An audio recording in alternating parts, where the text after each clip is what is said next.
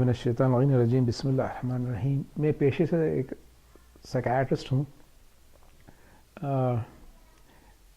میری formal education سائیکیاٹری کی training new York اور باسٹن میں ہوئی ہے، اور میں اٹلانٹا میں قریب 12 سال سے سائیکیاٹری کی پریکٹس کر رہا ہوں. میں مورہاف اسکول آف میڈیسن میں اسسٹنٹ پروفیسر کی حیثیت سے بھی کام کرتا ہوں.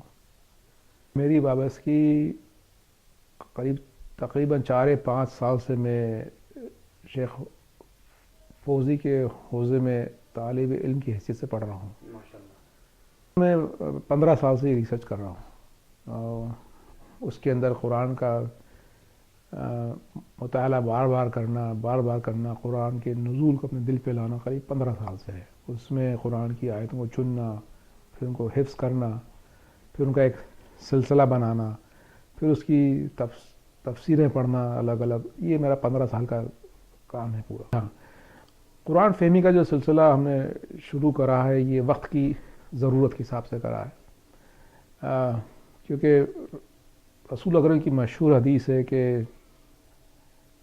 جب میں تم سے حوض کوثر میں ملوں گا تو 2 سوال کروں گا کہ تم نے میری کتاب کے ساتھ کیا کرا اور میری اطاعت کے ساتھ کیا کرا.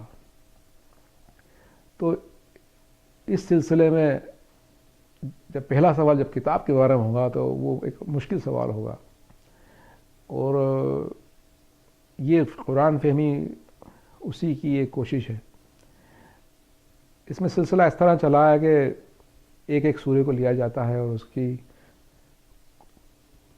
کچھ آیتوں کو بیان کیا جاتا ہے. سب تو نہیں بیان کر سکتے. قریب 25 سے 30% آیتوں کو ہم بیان کرنے کی کوشش کرتے ہیں کہ اس کو عربی میں پڑھیں، پھر اس کا ترجمہ کریں، پھر اس کی تفسیر بیان کریں، اور اس کو اس طریقے سے بیان کرتے ہیں کہ ایک آدھا گھنٹے کے اندر 6 یا 7 آیتیں ہو جائیں ایک سلسلے کی، اور پھر اہل بیت کا ذکر بھی ہو جائے، کیونکہ دونوں کو آپ سیپریٹ نہیں کر سکتے، قرآن اور اہل بیت کو.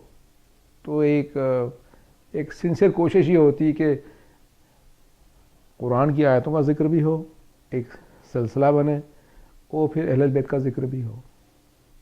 تو الحمدللہ رب العالمین ابھی یہ سلسلہ چل رہا ہے، اور یہ ایک مشکل سلسلہ ہے، کیونکہ جب آپ آدھا گھنٹے کے اندر آپ 6 یا 7 آیتیں پڑھتے ہیں تو سامعین کے لیے ایک مشکل ہوتی ہے. مجھے اس بات کا احساس ہے، کیونکہ قرآن ایک بھاری وزن ہے، اور مجھے اس بات کا احساس ہے. کچھ لوگوں نے آبجیکشن کیا کہ جب آپ پڑھتے ہیں تو قرآن کی ایک ٹاپک کا سلسلہ نہیں ہو پاتا. میں اس کے لیے بہت معذرت چاہتا ہوں کہ ایک ٹاپک نہیں بنا پاتا، کیونکہ اب سورہ چل رہا تھا، سورہ میں ٹاپک چینج ہوتے رہتے ہیں. لیکن اگر ہم صرف ٹاپک لے کے بیٹھ جائیں گے تو پھر آیتیں نہیں پڑھ پائیں گے. تو میں اپنے سامعین کا شکریہ ادا کرنا چاہتا ہوں کہ وہ جب ان کو ایک سٹریس آتا ہے دماغ پہ کہ ٹاپک تھوڑا چینج ہو جاتا ہے، لیکن پھر بھی وہ سنتے ہیں ہمت کر کے، تو میں ان کا شکریہ ادا کرنا چاہتا ہوں کہ وہ جب یہ پروگرام سنتے ہیں تو وہ اپنے دل کو مضبوط کر کے بیٹھتے ہیں کہ ہاں، ہم کو قرآن کا نزول ہمارے دل پہ آنا ہے. اور تھوڑا ٹاپک بدلتا بھی ہے، لیکن خدا کا نور جاری رہتا ہے. سلسلہ یہ ہونا کہ خدا کا نور جاری رہے.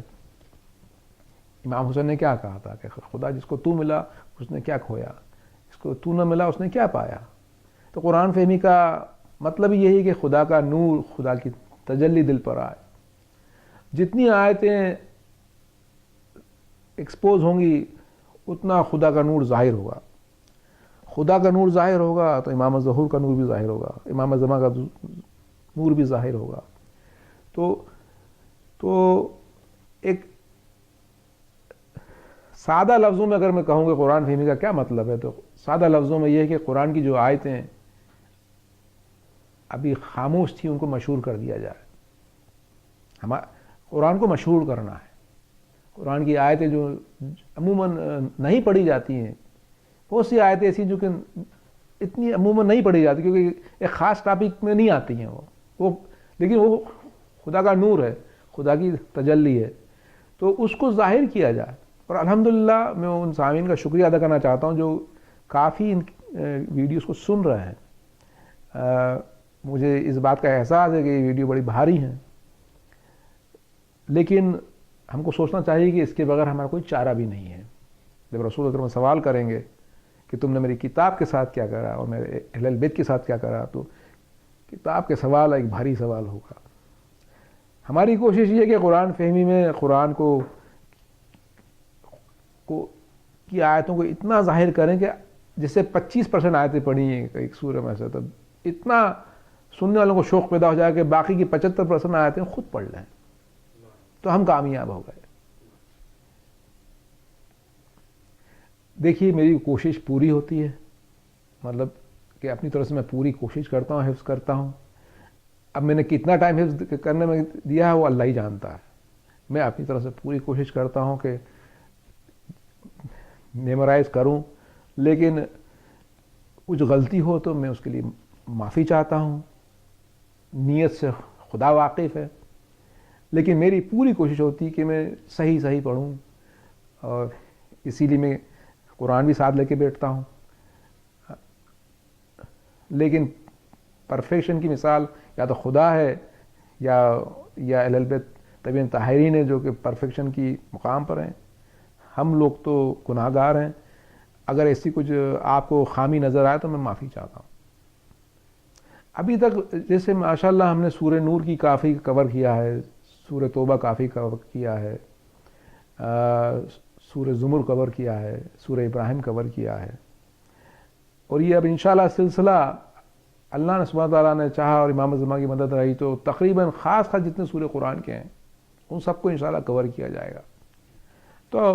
تو یہ اس طریقے سے قریب انشاءاللہ اگر پورے یہ آیتیں کور ہوئی تو قریب 1200 سے 1400 کے آس پاس کی آیتیں ہیں یہ, جو کہ ایک سیریز میں اگر آ گئیں اہل البیت کے ذکر کے ساتھ, تو یہ انشاءاللہ ایک اچھی کوشش ہوگی.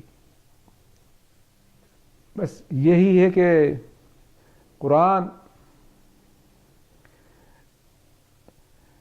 کی شفاعت ایسی شفاعت ہوگی کہ جو رد نہ کی جائے گی, اور قرآن جس سے ناراض ہو جائے گا اس کی بخشش نہیں ہے. قرآن اور اہل بیت ساتھ میں ہیں. تو ایسا نہ ہو کہ ہم اس دنیا سے چلے جائیں قرآن فہمی لیے بغیر, اور ایسا نہ ہو کہ اللہ سبحانہ تعالیٰ کہہ دے کہ تمہارا قرآن کا واسطہ تو نہیں تھا زیادہ. بس یہ خوف ہے. ہماری کوشش یہ ہے کہ ہم اس دنیا میں جب تک زندہ رہیں قرآن کو سیکھتے رہیں. معصوم کی حدیث ہے کہ جب تمہارا انتقال ہو تو یہ تو قرآن تم سیکھے ہوئے ہو یا سیکھتے ہوئے جانا. بس یہی میری کوشش ہے. اور آپ کا بہت بہت شکریہ شیراز بھائی, آپ نے مجھے یہاں بلایا اور سوالات کیے مجھ سے. اللہ سبحانہ تعالیٰ سے دعا ہے کہ قرآن فہمی کا سلسلہ جاری رہے, اور سامعین کا میں پھر تہہ دل سے شکریہ ادا کرنا چاہتا ہوں کہ جس طریقے سے وہ سن رہے ہیں کیسٹس کو, اللہ سبحانہ تعالیٰ ان کی توفیقات میں اضافہ کرے. السلام علیکم.